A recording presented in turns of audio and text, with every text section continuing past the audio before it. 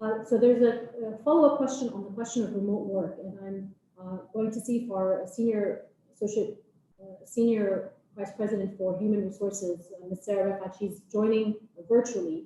So the question is, as the president mentioned, some people may be eligible for remote work, and the question is, how does someone know if they're eligible, and what should they do?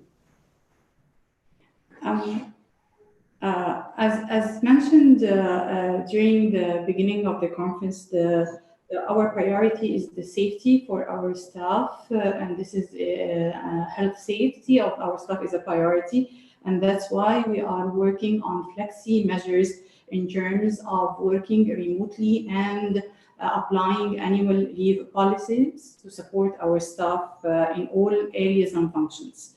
The coming week will be a test for teleworking for all the organization, and we will be working on procedures and forms and steps for applying for teleworking and how we will take it the next step forward.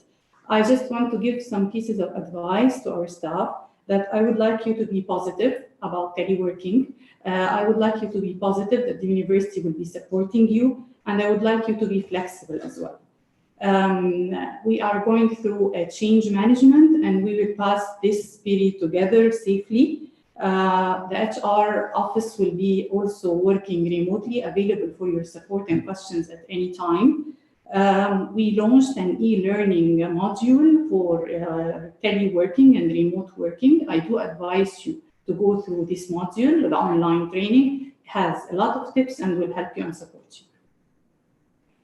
Thank you. The next question I'd like to address to a colleague who's actually not in the room, to Vice President Dina Borai. It's a question regarding the dorms.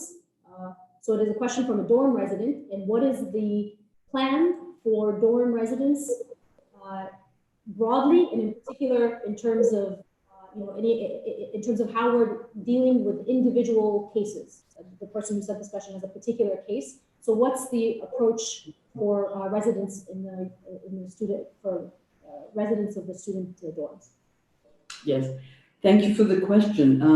We've actually been ahead of the curve, and we've already asked students last week to stay home. It's the same message, please stay home. In a pandemic, it is, I think it is your students' duty to stay home with their families. Having said this, we do have students who can't go home at this point in time.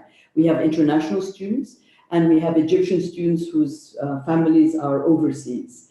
And I want to add again, asking the Egyptian students who are coming back next week to consider and reconsider staying home, because what we want to do is to make sure that we have enough space in the dorms. Again, it's about social distancing and about staying safe and healthy.